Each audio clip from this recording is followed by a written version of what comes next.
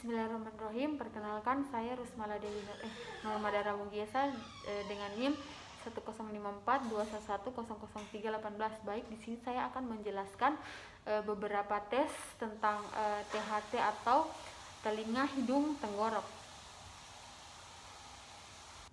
Baiklah, di sini saya akan menjelaskan tentang pemeriksaan telinga atau otoskopi.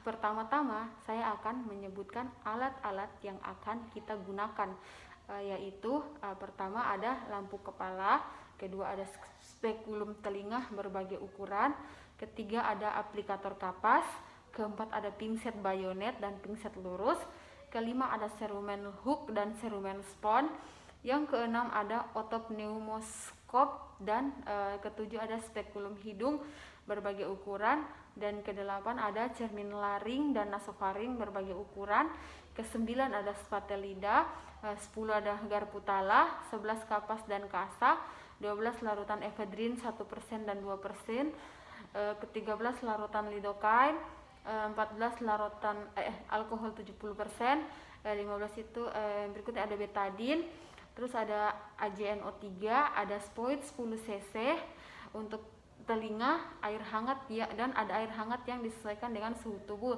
dan terakhir itu ada bunsen.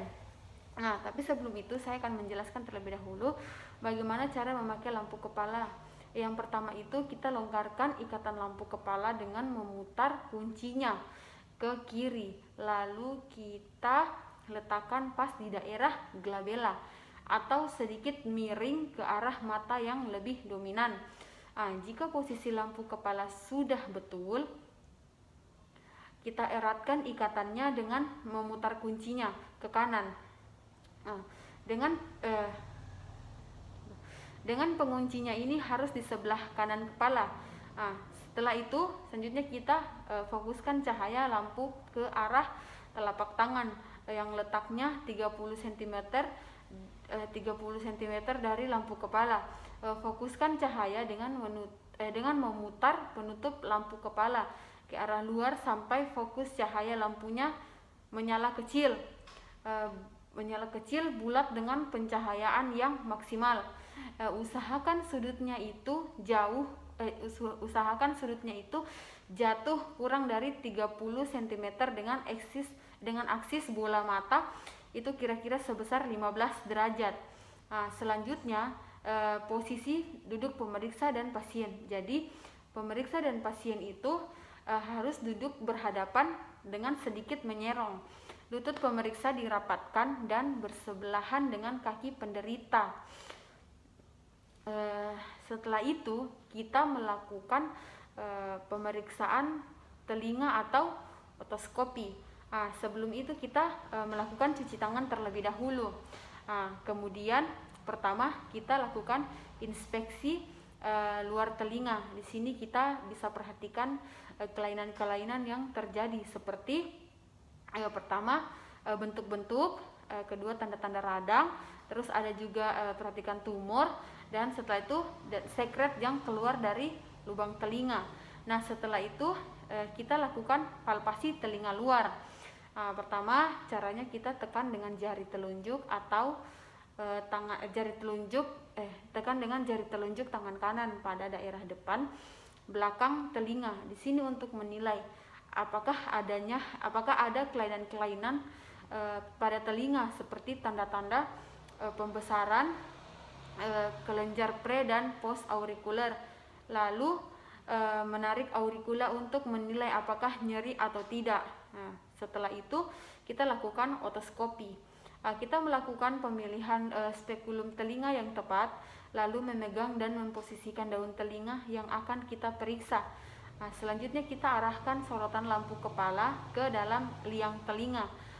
Kemudian kita nilai keadaan liang telinga, apakah ada kelainan seperti stenosis atau atresia meatal, apakah ada obstruksi yang disebabkan oleh sekret jaringan ikat, benda asing, dan lain sebagainya. Selanjutnya kita masukkan spekulum telinga ke dalam liang telinga, lalu kita nilai keadaan gendang telinga. Di sini kita bisa perhatikan permukaan, posisi dan warna gendang telinga, serta apakah ada perforasi atau tidak. Setelah itu kita keluarkan spekulum telinga dari dalam liang telinga, dan yang terakhir meletakkan semua alat-alat pemeriksaan ke tempat semula. Lalu setelah itu kita melakukan cuci tangan kembali. Selanjutnya saya akan menjelaskan pemeriksaan hidung. Di sini ada rinoskopi anterior, rinoskopi posterior, dan faringoskopi. Nah, tapi sebelum itu kita melakukan cuci tangan terlebih dahulu. Kemudian kita inspeksi hidung luar dan sekitarnya. Di sini kita perhatikan apakah ada kelainan bentuk hidung atau tanda-tanda infeksi dan sekret yang keluar dari rongga hidung. Kemudian kita lakukan palpasi, yaitu kita menekan daerah pangkal hidung, pipi, supraorbital, dan daerah interkanthus dengan jari telunjuk tangan kanan. Ini untuk menilai adanya kelainan pada pangkal hidung dan sinus paranasalis seperti massa tumor atau tanda-tanda krepitasi. Nah, selanjutnya kita melakukan pemeriksaan rinoskopi anterior. Yang pertama yaitu kita pilih spekulum hidung yang sesuai dengan lubang hidung pasien. Lalu kita pegang dan masukkan spekulum hidung ke dalam rongga hidung. Ini kita lakukan dengan hati-hati dan spekulumnya itu tertutup saat kita masukkan. Selanjutnya kita arahkan sorotan lampu kepala ke dalam rongga hidung. Lalu kita nilai struktur di dalam rongga hidung. Di sini kita amati struktur rongga hidung seperti konka, meatus, atau septum nasi. Terus kita perhatikan juga warna permukaan mukosa. Lalu apakah ada massa, benda asing, atau sekret. Selanjutnya kita lihat fenomena palatum mole, yaitu kita meminta pasien untuk mengucapkan huruf I. Setelah itu kita keluarkan spekulum hidung dari rongga hidung. Selanjutnya setelah itu kita lakukan pemeriksaan rinoskopi posterior. Pertama-tama kita pilih cermin nasofaring yang tepat. Lalu kita minta pasien membuka mulutnya. Selanjutnya kita masukkan spatel lidah dan menekannya. Lalu melidahkan cermin nasofaring sebelum dimasukkan ke dalam orofaring. Kita posisikan cermin nasofaring di dalam orofaring, lalu kita nilai struktur di dalam nasofaring. Di sini kita septik nasi bagian belakang ujung belakang konka inferior, medius, dan superior, adenoid atau pada anak. Ada tidaknya sekret yang mengalir melalui meatus. Perhatikan pula struktur lateral rongga nasofaring seperti ostium tuba atau torus tubarius. Nah, selama pemeriksaan kita minta pasien untuk tetap tenang dan bernafas lewat hidung. Jika pasien sensitif, kita bisa semprotkan anestesi lokal pada daerah faring sebelum kita melakukan pemeriksaan. Setelah itu kita letakkan alat-alat pemeriksaan ke tempat semula. Selanjutnya kita lakukan pemeriksaan faring. Pertama, kita meminta pasien membuka mulutnya. Di sini kita perhatikan struktur di dalam cavum oris, mulai dari gigi geligi, palatum, lidah, bukal. Lihat ada tidaknya kelainan seperti pembengkakan hiperemis, massa, atau kelainan kongenital. Kemudian kita tekan lidahnya dengan spatel lidah. Lalu kita perhatikan keadaan cavum oris sampai orofaring. Perhatikan struktur arcus anterior dan posterior, tonsil, dan dinding dorsal faring. Pertama kita pakai sarung tangan, lalu kita palpasi pada daerah mukosa bukal, dasar lidah, dan daerah palatum untuk menilai adanya kelainan-kelainan dalam rongga mulut. Setelah itu kita rapikan alat yang kita sudah pakai dan kita lakukan cuci tangan kembali.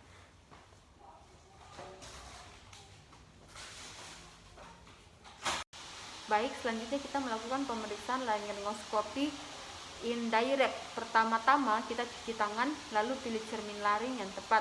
Lalu kita minta pasien untuk membuka mulut dan menjulurkan lidah sejauh mungkin ke depan, atau menjulurkan lidah ke depan, lalu pegang lidah dengan kasa steril. Kita fiksasi di antara ibu jari dan jari tengah. Jangan lupa instruksikan pasien untuk bernafas normal. Kemudian kita masukkan cermin laring yang telah dilidah apikan ke dalam orofaring, lalu arahkan cermin laring ke daerah hipofaring sedemikian rupa hingga tampak struktur di daerah hipofaring.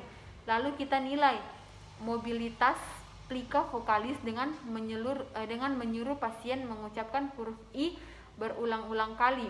Setelah itu kita letakkan alat-alat pemeriksaan ke tempat semula. Kemudian kita lakukan cuci tangan kembali. Nah, selanjutnya saya akan menjelaskan pemeriksaan vestibular, yaitu untuk menilai fungsi keseimbangan. Yang pertama, tes Head-Shake Nystagmus atau HCN. Di sini kita minta pasien untuk menundukkan kepala 30 derajat, lalu goyangkan kepala pasien ke kanan dan ke kiri secepat mungkin selama 30 detik dengan catatan mata pasien harus terbuka. Nah, hasilnya itu nystagmus horizontal mengarah ke sisi sehat pada beberapa detik pertama, sedangkan untuk nystagmus horizontal ke arah sisi lesi terjadi 20 detik setelah head shake. Kemudian HCN berkorelasi dengan kelainan vestibular perifer. Selanjutnya yang kedua itu adalah tes dinamik visual acuity. Di sini kita meminta pasien untuk membaca huruf di Snellen chart seperti pemeriksaan visus mata. Tanda garis kemampuan membaca maksimal, goyangkan kepala ke kanan dan ke kiri pada kecepatan 2 Hz seperti tetes head shake, sambil minta pasien membaca chart tadi. Jika pasien kehilangan kemampuan membaca lebih dari 2 garis, maka itu menandakan adanya hipofungsi vestibular bilateral. Selanjutnya tes ketiga yaitu tes head thrust atau head impulse. Minta pasien menundukkan kepala 30 derajat, kemudian kita instruksikan pasien untuk menoleh ke lateral 15 sampai 30 derajat, tetapi matanya tetap fokus ke target pusat, atau misalnya ke hidung pemeriksaan, lalu dengan cepat kepala pasien kita gerakan kembali ke pusat. Mata pasien harus tetap fokus ke target pusat, sedangkan kita perhatikan apakah ada gerakan sakadik pada mata pasien akibat kurangnya fiksasi visual pada saat tes berlangsung. Jika fiksasi visual berkurang, berarti menandakan menurunnya fungsi kanalis semisirkularis ipsilateral atau sisi lesi. Kemudian kita lakukan tes Romberg atau tes screening. Kita minta pasien untuk berdiri dengan kaki sejajar dengan kedua tangan menyilang di dada. Lalu kita bandingkan saat mata pasien terbuka dan tertutup masing-masing selama 30 detik. Kemudian kita lakukan lagi tes stepping. Minta pasien untuk berdiri, jalan di tempat dengan kedua tangan dijulur ke depan dada sambil menutup mata. Nah, selanjutnya kita lakukan tes kalori sederhana. Alat yang dibutuhkan itu pertama air masak, es batu, termometer, spoit 50 cc, dan stopwatch. Caranya, pertama kita minta pasien untuk berbaring dengan kepala di elevasi 30 derajat di tempat yang datar. Lalu kita masukkan air steril dengan suhu 20 derajat ke dalam liang telinga selama 5 detik. Nah, setelah itu kita suruh pasien menghadap ke atas dan diinstruksikan untuk tetap membuka mata selama tes dilakukan. Amati nystagmus yang terjadi, lalu catat jumlah, lama, arah, dan keluhan yang menyertai nystagmus, misalnya vertigo, mual, muntah, dan lain-lain. Nah, kesimpulan yang bisa kita dapatkan dari tes ini adalah normal akan didapatkan nystagmus selama lebih dari 2 menit, dan selisih waktu nystagmus itu pada kedua labirin tidak lebih dari 20 detik. Lalu tes ini bermakna bila didapatkan nystagmus kurang dari 90 detik. Nah, bila dengan suhu 20 derajat kita tidak mendapatkan respon, maka tes ini dilanjutkan dengan air dengan suhu 10 derajat atau 0 derajat. Namun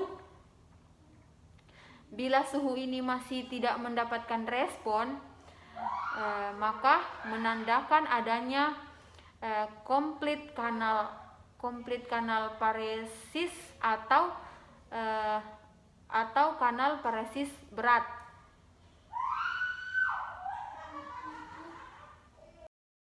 Assalamualaikum warahmatullahi wabarakatuh. Perkenalkan, nama saya Rismala Dewi dari Bandara Bugiesa dengan NIM 1054211000318. Baik, di sini saya akan melakukan pemeriksaan anamnesis dan pemeriksaan fisik pada pasien telinga hidung tenggorok, baik atau THT. Baik, di sini saya akan melakukan pemeriksaannya. Assalamualaikum, Dok. Waalaikumsalam. Silakan duduk, Bu. Perkenalkan, saya Dr. Asmaul yang bertugas di Poli pada hari ini. Kalau boleh tahu dengan Ibu siapa? Ibu Dila. Ibu Dila, umurnya berapa, Bu? 20 tahun. Oh, 20 tahun, Di. Masih muda. Saya panggil Mbak Midi. Apa pekerjaannya, Mbak? Ibu rumah tangga. Ibu rumah tangga. Di alamatnya di mana? Di Goa. Di Goa ya. Kalau boleh, oke. Mbak Dila, mungkin di sini saya akan menanyakan beberapa pertanyaan yang mungkin bersifat pribadi, tapi Mbak Dila tenang saja, saya akan melakukannya dengan sebaik dan seprofesional mungkin, dan saya akan menjamin kerahasiaannya. Apakah Mbak Dila bersedia? Bersedia, Dok. Oke, kalau boleh tahu, Mbak Dila datang ke sini dengan keluhan apa ya? Ini, Dok, sakit di telinga kanan, Dok. Oh, sakit telinga kanan, Di. Sejak kapan nih, Mbak, kalau boleh tahu? 2 hari yang lalu. Oh, 2 hari yang lalu, Di. Ini kita rasa durasi nyerinya terus menerus atau kadang-kadang? Terus menerus, Dok. Terus menerus, Di. Kalau boleh tahu ini bagaimana pendengarannya, kayak berkurang atau mungkin tidak mendengar sama sekali? Berkurang, Dok. Oh, berkurang, Di. Ada kita rasa kayak berdenging? Ada, Dok. Ada Berdenging? iya, yang kayak ini. Oh, tidak ada, Dok. Oh, tidak ada, Di. Kalau bengkak atau memerah telinga tak? Tidak ada, Dok. Oh, tidak ada, Di. Ada kita kayak rasa kayak keluar cairan dari telinga? Tidak ada, Dok. Tidak ada, Di. Demam? Tidak ada, Dok. Demam ada kita rasa? Kadang-kadang ada, Dok. Oh, kadang-kadang, Di. Oh, demam kadang-kadang, Di. Iya. Kalau menggigil? Sering. Oh, sering, Di. Batuk? Batuk. Kita rasa kayak batuk? Tidak ada, Dok. Pilek, flu? Tidak ada juga. Tidak ada, Di. Sesak? Tidak ada, Dok. Tidak ada, Di. Mual muntah? Tidak ada, Dok. Buang air besar, buang air kecil tak lancar? Lancar sekali, Dok. Baik, sini Mbak Dila, saya mau tanya, ini sering melakukan kebiasaan kayak membersihkan telinga sendiri begitu? Iya, sering ku korek-korek telinga Menggunakan apa itu? cotton bud. Cotton bud menggunakan cotton bud. Riwayat penyakit sebelumnya sudah pernah kita rasa sakit begini telinga atau baru pertama kali? Baru pertama kali. Di riwayat penyakit kronis seperti diabetes, hipertensi ada? Tidak ada. Oh, tidak ada. Di kalau di keluarga ada yang seperti ini? Tidak ada juga. Tidak ada. Di kalau sudah pernah berobat atau belum, Mbak Dila? Belum pernah, baru pertama kali. Oh, belum pernah. Di baik, saya akan melakukan cross check. Di Mbak Dila umur 20 tahun, pekerjaannya mahasiswi tinggal di Residen Alauddin. Nah, datang ke sini dengan keluhan sakit di telinga kanan sejak 2 hari yang lalu. Terus riwayat durasi nyerinya itu terus menerus ya. Terus pendengarannya juga mulai berkurang. Nah, setelah itu demam kadang, menggigil juga sering. Nah, batuk flu dan lain-lain tidak ada. Di kebiasaannya itu sering mengorek telinga menggunakan cotton bud. Di Oke, Mbak Dila, saya sudah mendapatkan beberapa informasi. Di sini saya akan melakukan pemeriksaan fisik. Apakah Mbak Dila bersedia? Bersedia. Oke. Mbak Dila silakan bersiap-siap dan saya akan melakukan pertama tidak boleh dulu.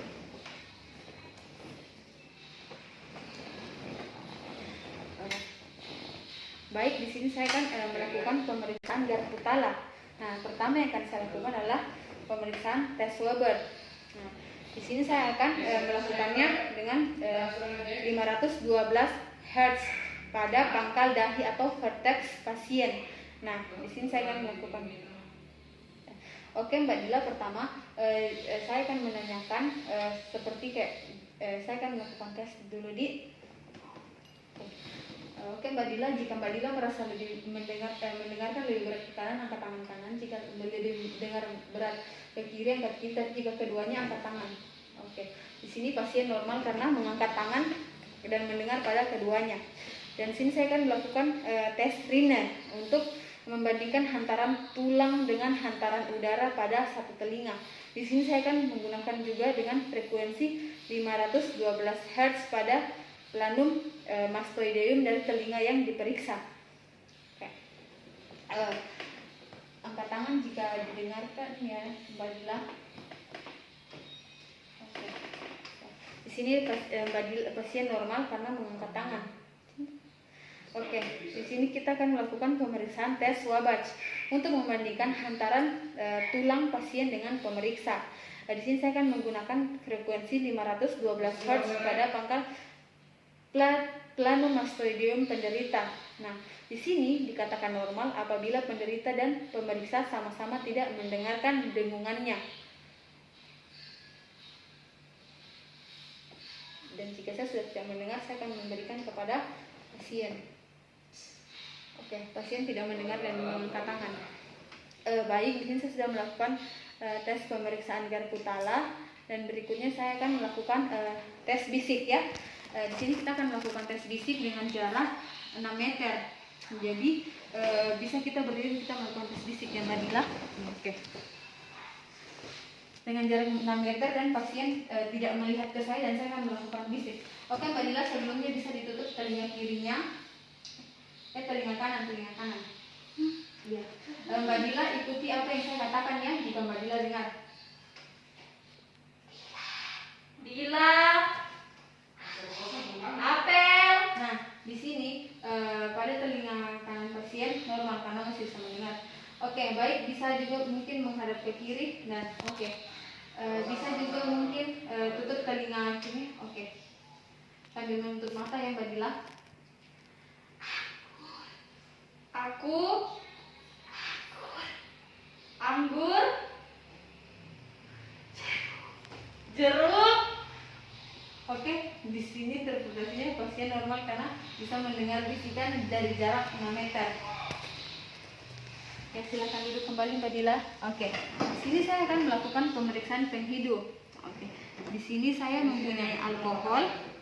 Nah, di sini saya akan melakukan alkohol di bawah hidung atau sejajar dengan sternum dengan jarak 20-30 cm. Dan di sini pasien harus menutup mata dan menebak apakah dia mencium bau ini atau tidak. Permisi Mbak Dila, mungkin bisa diturunkan sedikit maskernya. Oke, mungkin Mbak Dila bisa tutup mata. Kita Mbak Dila bisa cium, Bisa dok. bisa cium, Bisa dok. Nah, di sini pada penghidup pasien normal. Oke. Nah, ini saya akan melakukan pemeriksaan pengecapan pada Mbak Dila. Di sini saya akan meminta Mbak Dila tutup hidung dan menjulurkan lidahnya. Dan oke, di sini saya punya cairan manis atau gula. Dan di sini saya akan menebak kepada pasien apakah dia merasakan atau tidak. Bisa mungkin ditutup ya, dikeluarkan lidahnya. Oke. Jadi kita berikan pada ujung lidah beberapa tetes. Tebak, bisa ditebak itu rasa apa? Manis dok. Manis, iya baik. Mungkin bisa berkumur-kumur. Bisa berkumur-kumur dulu. Baik, setelah itu saya akan memberikan larutan pahit pada ujung lidah, dalam lidah pasien. Saya akan memberikannya beberapa tetes. Mbak Dila bisa dikeluarkan lidahnya. Oke, Mbak Dila apa yang terasa?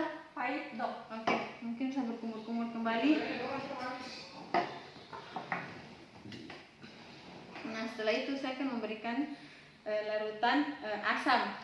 Nah, oke, di sini saya akan memberikannya pada tepi kiri atau kanan pada lidah pasien. Mbak Dila mungkin bisa ditutup hidung terus keluarkan lidahnya. Oke, Mbak Dila, apa kita rasa? Asam dok. Oke, silakan berkumur kembali.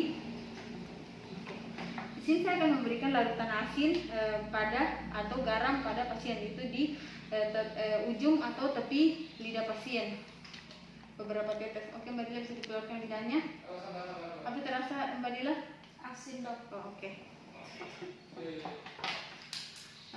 Baik, saya sudah melakukan di sini saya sudah melakukan beberapa tes yang Mbak Dila. Dan dari hasil pemeriksaan, kalau pemeriksaan saya tadi untuk penghidung Mbak Dila normal, kalau untuk pengecapan juga normal ya. Baik, di sini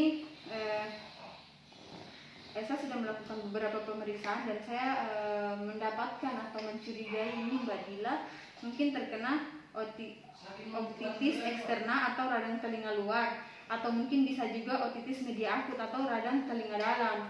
Nah, saya sarankan untuk menegakkan diagnosis selanjutnya atau lebih tepat lagi, mungkin Mbak Dila bisa melakukan pemeriksaan yang lebih tepat dan pemeriksaan lanjutan. Apakah Mbak Dila mengerti dan bersedia? Atau mungkin ada yang ingin ditanyakan Mbak Dila? Oke, baik, mungkin sekian dan itu saja yang bisa saya berikan untuk Mbak Dila. Kurang dan lebihnya mohon dimaafkan. Terima kasih Mbak Dila, semoga cepat sembuh. Sama-sama dokter.